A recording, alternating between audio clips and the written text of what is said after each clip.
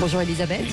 Bonjour Elisabeth. Cécile, bonjour à tous. Alors, vous voulez parler, Elisabeth, du passeport vaccinal, parce que pour l'instant, le gouvernement semble exclure cette idée. Vous, qu'est-ce que vous en pensez ? Le gouvernement, une grande partie de l'opposition, parce que le débat serait au minimum prématuré, tant que tous les Français n'auront pas eu accès au vaccin. Mais alors, Roselyne Bachelot, elle y est opposée par principe. Sur France 2, hier matin, voilà ce qu'elle a dit. L'amoureuse des libertés que je suis a du mal à imaginer qu'on subordonne l'accès aux lieux de culture à la présentation d'un certificat de vaccination. Oui, cet argument des libertés doit vous parler, Elisabeth, non ?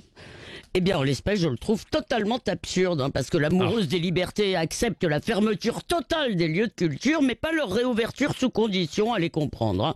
Évidemment, cette affaire de passeport n'est pas, et d'ailleurs, on peut dire la même chose pour les tests, comme comme Renaud Muselier. Oui. Ce n'est pas une mesure vexatoire, mais une question de bon sens, puisqu'une fois vacciné, vous ne risquez plus de vous contaminer, enfin, espérons-le.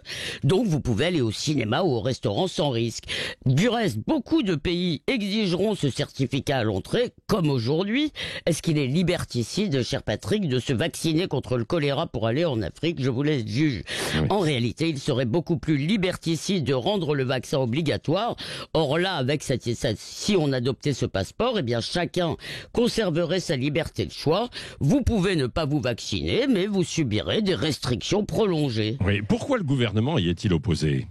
Eh bien par peur, au nom d'une conception totalement délirante de l'égalité, il faut les mêmes droits pour tous, quelles que soient les situations. En réalité, il y a déjà beaucoup de droits différenciés qui sont subordonnés à des conditions. Par exemple, si vous voulez vous inscrire dans un club de foot, je suis sûr que c'est le cas, Patrick, ou de plongée, vous devrez présenter un certificat médical. C'est une condition d'accès à ce droit. Oui. Mais pour ne pas chagriner les anti-vaccins, eh bien on préfère restreindre la liberté de tous.